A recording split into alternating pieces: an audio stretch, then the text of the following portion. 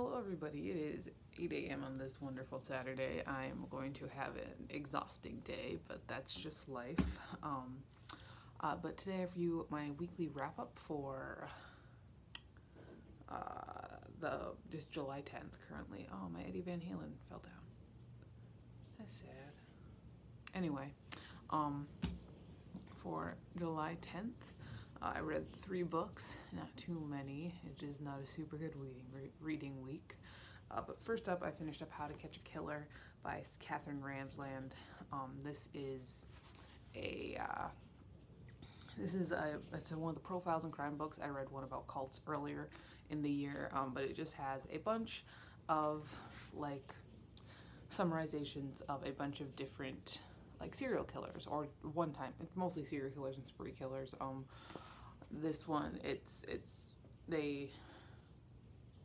this one breaks down the crimes and the backstory, and then how in the end they end up getting caught, whether that was because they turned themselves in, which was very few. It was people like, you know, Elmer Wayne Henley, one of Dean Corll's peeps, and or if it was, you know, actual physical evidence or eyewitness, anything like that. It was okay. It was interesting. I enjoyed reading it. I do really enjoy reading these books. I think they're a lot of fun.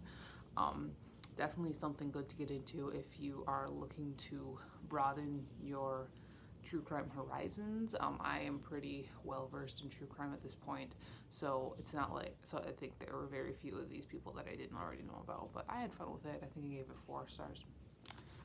Then I read something for school, that is A Teacher's Guide to Standards-Based Learning.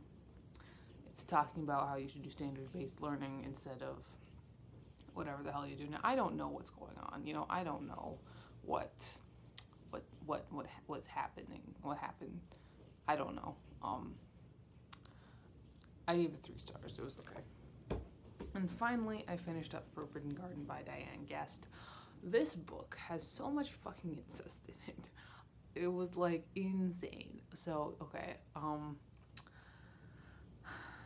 this book, the main character is this guy, Patrick Kaiser, and his wife is divorcing him, and so he goes to hang out at his brother's like house on like an island where a bunch of rich people live, and next door lives a famous pianist, his sister, his wife, and his 2 children. The wife and the kids seem a little bit freaked out all the time, and the sister's real weird. So he doesn't really know quite what's going on, and then there's just the incest. Like, it was, I don't want to spoil the twist, but we start out with like just your typical incest, and then there's secret incest, and then it's just child incest and pedophilic incest, and it was just every single incest under the sun kind of incest. Like, it just, like I said, like it felt like I was reading a V.C. Andrews book. There was so much incest. It was vaguely interesting. I mean, I think it was mostly just kind of disgusting. I won this in a lot of like crappy old horror paperbacks. It was definitely more gothic-y than horror. I will say it wasn't like straight up splatterpunk or anything like that, but it was definitely kind of more of a gothic V.C. Andrews kind of horror. But yeah, I did enjoy it to an extent. I thought it was kind of fun. Like I said, it was definitely entertaining. The twist, definitely I should have seen coming, but I didn't, so there was that.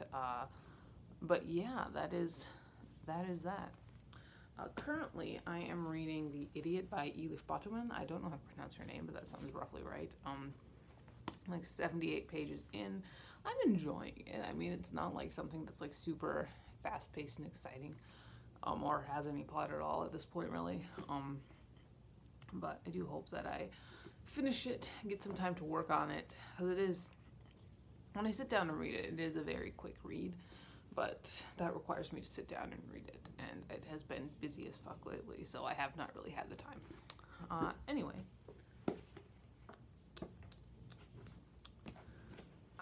Okay.